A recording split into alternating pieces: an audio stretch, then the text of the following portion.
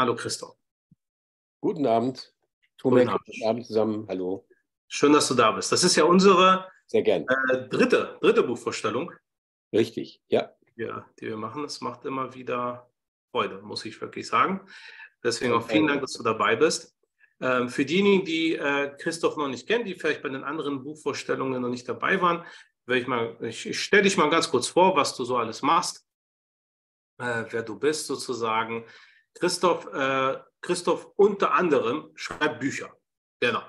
Schreibt Bücher und hat einige sehr interessante Bücher geschrieben. Ich glaube, das Einzige, was ich noch nicht gelesen habe oder nicht zu Ende gelesen habe, ist eben eine Dokumentationsausgabe für die Ausstellung der Zeugen Jehovas im NS-Dokumentationszentrum München.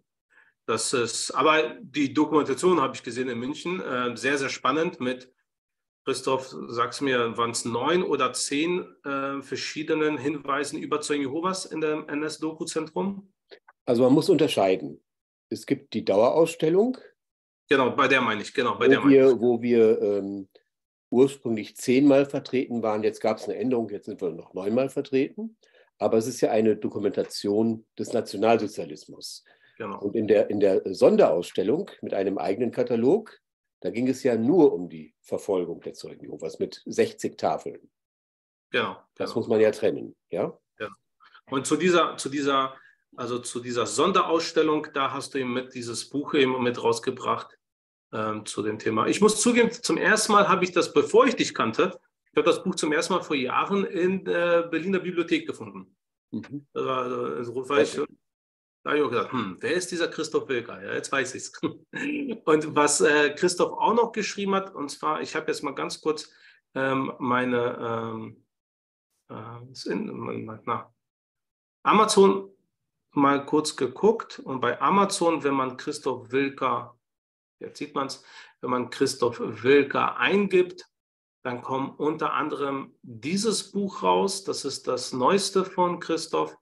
Fantastisches Buch, das ist richtig gut.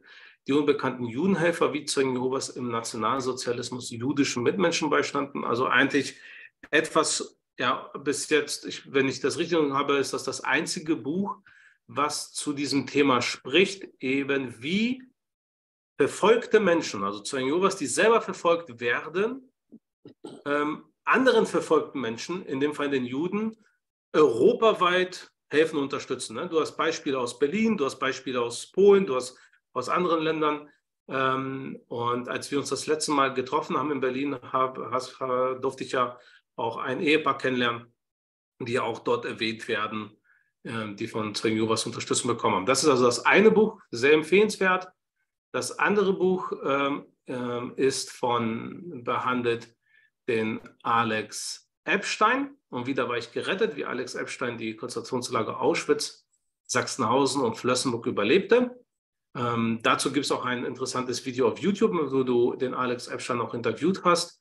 Und für diese beiden Bücher, für Alex Epstein und für die Judenhelfer, haben wir auch schon eine Buchvorstellung gemacht. Diese Buchvorstellungen sind auch aufgenommen worden. Das heißt, das kann ich ja später nochmal zeigen, auf meiner Website werden in den nächsten Tagen diese auch hochgeladen. Ich muss da noch ein paar Arbeit noch machen, damit es technisch auch gut aussieht. Und dann kann jeder, der meinen Kanal abonniert, eben diese beiden Buchvorstellungen sich auch noch mal anschauen. Sehr empfehlenswert. Wir werden auch irgendwann in der Zukunft das dritte Buch von Christoph Wilker auch besprechen, über die Geschichte von Rita Glasner, aber das wird in Zukunft noch mal passieren. Jetzt, das Buch, was wir jetzt zusammen machen, ist nicht von dir geschrieben. Es ist auch eigentlich auch kein richtiges Buch, nicht wahr? Das ist auch kein richtiges Buch. Und zwar sprechen wir hier von einem Fotodesigner, der kein Zeuge Jehovas war und auch nicht ist, der aber für seine Uni-Arbeit über die Zeugen Jehovas ja recherchiert hat und ein Bilderband herausgebracht hat. Genau. Ich zeige mal ganz kurz den Kommentar zu ihm und dann würde ich dir dann gerne die Bühne, Christoph, überlassen. Eine Sekunde, hier habe ich es. Entschuldigung. Technik.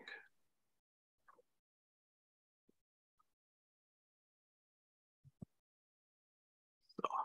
Und das machen wir ein bisschen größer, damit man das auch lesen kann.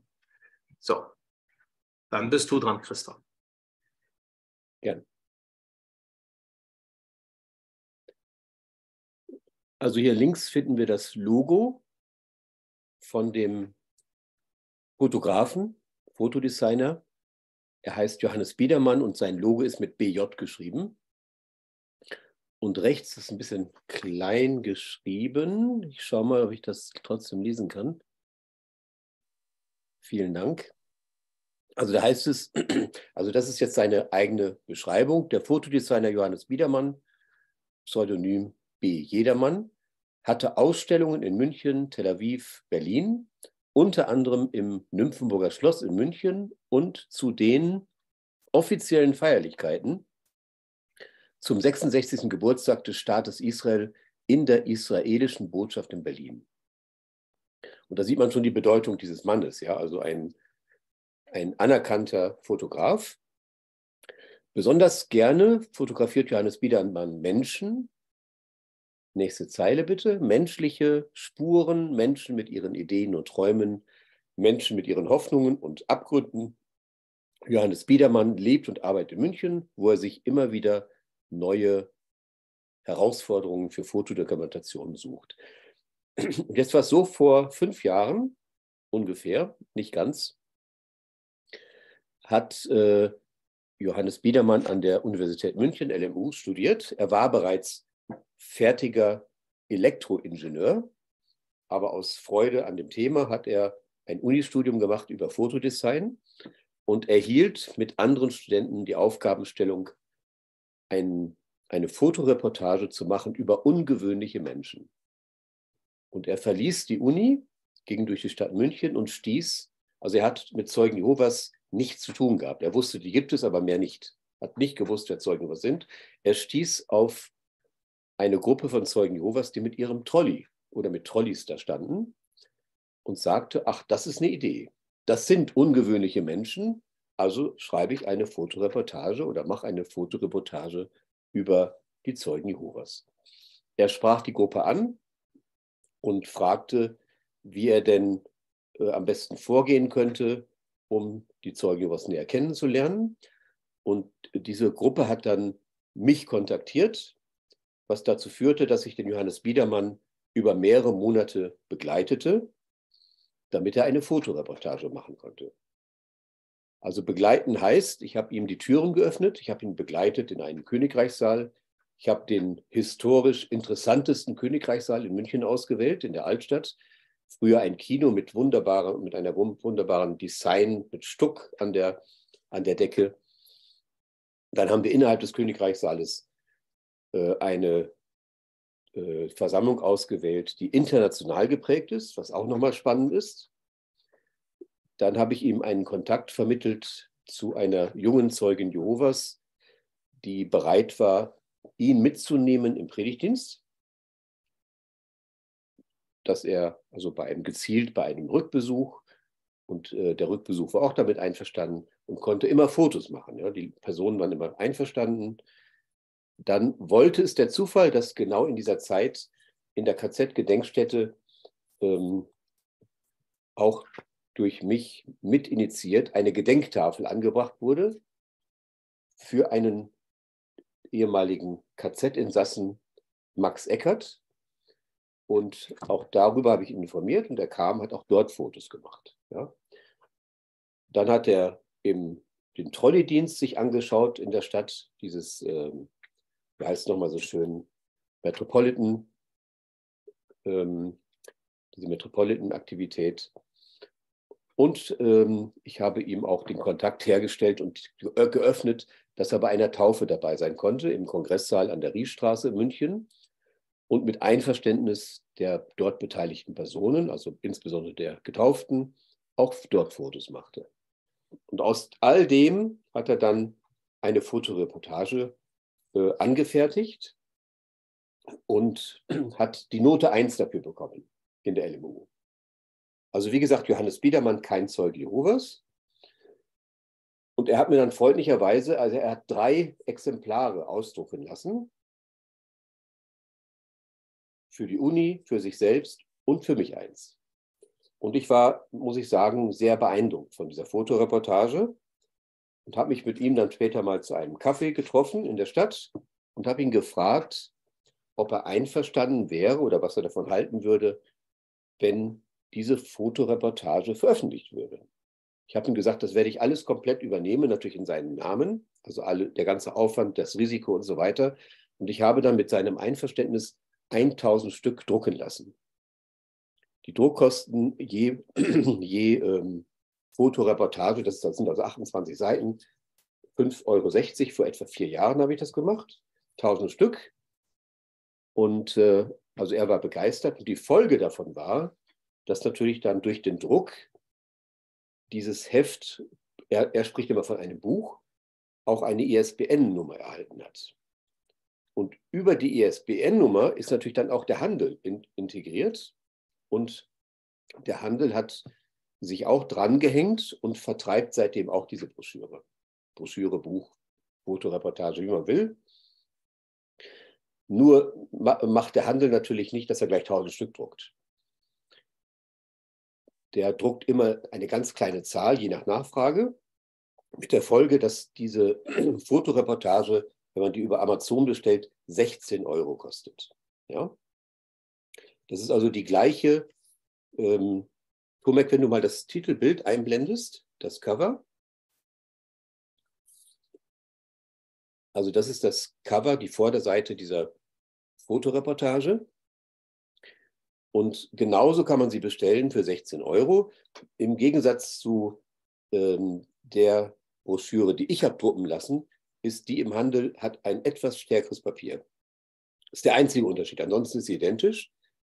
Und man kann im Handel eine andere Broschüre bekommen oder ein anderes Buch, wo nicht 28 Seiten, die nicht 28 Seiten enthält, sondern 34 Seiten, also ein paar Seiten mehr, die aber aus meiner Sicht unbedeutend sind, weil das kein großer Mehrwert ist. Das sind also keine besonderen Seiten. Das sind einfach nur weitere Bilder, die hat aber keine anderen Szenen oder was.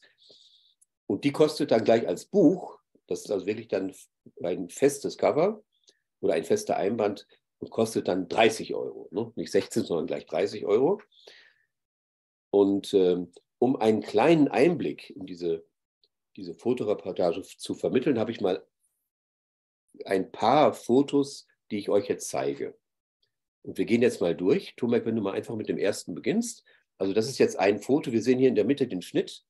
Linke Seite, rechte Seite. Das ist jetzt ein Bild in dieser Fotoreportage. Und das ist also übrigens der Zeuge Jehovas, der abgebildet ist ein früherer, sehr erfolgreicher Rennfahrer. Der ist noch gar nicht so lange Zeuge Jehovas, aber früher hat viele Rennen gewonnen und ist dann irgendwann Zeuge Jehovas geworden, so ganz nebenbei. Christoph, du kannst so eine Information nicht ganz nebenbei hier reinwerfen, da bin ich jetzt ja total. Das ist aber Zufall. Also das ist Zufall, dass die gerade jetzt da aktiv waren. Ja? Ich habe also Darf ich fragen, was für Rennen hat er denn gemacht? Er hat selbst eine große Autofirma gehabt im Raum München, also Autos vertrieben, ein ganz bedeutendes Autohaus und war auch aktiv, hat Prüfungen abgenommen und so weiter und war aktiv, also nicht Formel 1. Ich müsste ihn jetzt fragen, aber ich weiß, dass er Rennen gefahren hat und auch viele Rennen gewonnen hat. Ja. Aber ich weiß es nicht. Das muss ich jetzt reingrätschen, das hat mich jetzt interessiert. Ja, das verstehe ich. Aber das nur so nebenbei. Links ist seine Tochter, ja. Und also, dass die jetzt ausgerechnet fotografiert wurden, ist Zufall, weil ich mit dem Johannes Biedermann nur eine Zeit ausgemacht hatte und geschaut habe, wer ist da gerade unterwegs. Da habe ich Einblick genommen und habe dann innerhalb der verschiedenen Gruppen, habe ich die dann schon ausgewählt. Aber wer an dem Vormittag oder wann das war, gerade aktiv ist, habe ich nicht vorher gewusst. Kommen wir zum nächsten Bild. Wie gesagt, nur Beispiele. Hier sehen wir wieder den Schnitt in der Mitte, ja, wo die Broschüre zugeklappt wird oder geöffnet wird. Geradeaus sehen wir hier eine Zeugin Jehovas und ganz rechts eine weitere. Und in der Mitte kann man sehen an dem, wie nennt sich das nochmal, auf der Haut eingebrannt. Tätowierungen. An den Tätowierung, Tätowierungen. genau. An der Tätowierung, das ist ja für Zeugen Jehovas ungewöhnlich. Das ist also eine junge Frau, die sich regelmäßig mit diesem Zeugen Jehovas trifft. Und das durfte der Johannes Biedermann aufnehmen. Ja? Ein Beispiel, wie auch Gespräche stattfinden. Kommen wir zum nächsten Bild. Hier sieht man Fotodesign, ja. Das ist ein Blick in den Kongresssaal. Die Treppe vergrößert und unten ein Blick in die Zuschauer, ins Auditorium und schön zusammengestellt, ja. Das ist also, wie gesagt, Fotodesign. Das ist Fotokunst. Gehen wir wieder ein Bild weiter. Das ist jetzt eines der Taufbilder. Das schmale Gesicht kommt dadurch zustande, weil die Broschüre, wie gesagt, geöffnet ist und etwas damit verzogen. Aber man kann ja sehr schön sehen, was für ein tolles Bild das ist, ja, wie das Wasser gerade so abläuft. Also ein ganz tolles Bild. Es sind mehrere Taufaufnahmen in dieser Broschüre zu finden. Noch ein Bild weiter. Mit diesem Bild will ich nur kurz zeigen, das ist also keine nur Fotoreportage, sondern es ist auch Text vorhanden. Aber der Text steht nur im Hintergrund. Hauptsächlich geprägt ist diese Fotoreportage, wie das Wort sagt, durch Fotos. Nochmal ein Bild weiter. Okay, da sind wir schon durch, oder? Das waren schon die 7 Bilder. Sehe ich das richtig? Ja, so habe ich das auch, genau. Genau, super. Gut. Wenn ich dir dann dazu Fragen stellen kann, du hast auch gesagt, also er hat auch vorher, musste er von allen Teilnehmern, auch von den Täuflingen, auch um Erlaubnis fragen, ob er diese Bilder machen darf und so weiter. Das habe ich ihm abgenommen. Ne? Also das habe ich da. Er hatte freie Hand und ich habe alles andere. Das Administrative habe ich ihm alles abgenommen. Ich darf, wenn ich auch hier noch kurz reingrätschen, ich fand dieses Bild von dem Studium fand ich sehr, sehr spannend. Ich persönlich schon, weil es ist wirklich echt aus dem Leben gegriffen. Ne? Du siehst im Hintergrund läuft der Fernseher auf Sat 1, wahrscheinlich ohne Ton. Du siehst die Wäsche. Es ist wirklich, wie unsere Studien aussehen. Ne? Also fand ich schon, hat mir persönlich sehr gut gefallen, dieses Bild. Das ist eines meiner Lieblingsbilder von dieser Fotoreportage, muss ich zugeben.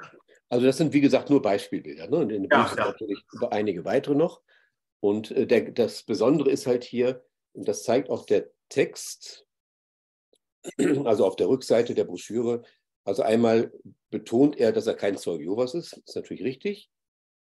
Und er sagt hier, dieses Buch, also er spricht immer von einem Buch, dieses Buch wirft einen fotografischen Blick auf die Menschen, die hinter dem Wachturm stehen und gibt Einblick in deren religiösen Alltag. Ja? Das ist so der Gedanke. Also er möchte durch diese Fotobroschüre Menschen die Möglichkeit auch eröffnen, einen Einblick in die Religionsgemeinschaft zu werfen. Und das Schöne ist, wie gesagt, eben nicht von einem Zeugen Jehovas, von außen. Auch die Texte, die enthalten sind, natürlich auch Zitate, aber die Texte sind ja von ihm. Und damit ist auch nicht alles so 100% sauber. Ja? Es ist, wie gesagt, der Blick von außen, aber er ist sehr sachlich, sehr bemüht um Fairness mit uns. Und das macht jetzt diese Broschüre aus. Also bei einer Veranstaltung der Zeugen Jehovas im Rahmen der Öffentlichkeitsarbeit, wo also einige auch von der Öffentlichkeitsarbeit Selters anwesend waren, da wurde jedem Anwesenden so eine Broschüre verteilt. Also man sieht auch die Akzeptanz jetzt des Betels. Ja. Aber es ist natürlich, ich muss nochmal betonen, es ist keine Eigenproduktion, sondern das Produkt eines Nicht-Zeugen Jehovas. Ganz wichtig zu wissen. Und wer Interesse hat, so eine Broschüre, das ist überhaupt nicht kommerziell, aber wer Interesse hat, kann sie zum Selbstkostenpreis haben. Ja? Das wäre dann über deine E-Mail-Adresse am besten, oder? Genau, wenn jemand möchte. Mir geht es einfach nur darum, diese Broschüre mal vorzustellen. Aber wenn jemand sagt, oh, das interessiert mich, kann er sie gern haben. Also ich habe ja eben genannt, was ich dafür bezahlt habe. Ich würde also, wenn jemand 2 oder mehr solcher Broschüren haben möchte, dann würde ich sie einschließlich Versandkosten für Stückpreis 6 € weitergeben. Ja? Also einfach pauschal 6 € das Stück, aber mindestens 2, sonst habe ich Probleme mit den Portokosten. Ich hatte ja erwähnt, 1000 Stück habe ich drucken lassen. Ich habe noch so 65 etwa. Das, was also locker ausreichen sollte, wenn jemand Interesse hat. Was passiert, wenn sich 70 Leute melden? Wenn das sein sollte, dann first in, first out, die zuerst sich melden, kriegen es. Aber ich glaube nicht, dass das Problem entstehen wird. Das glaube ich nicht. Aber sollte das der Fall sein, dann natürlich, wer zuerst kommt, mal zuerst.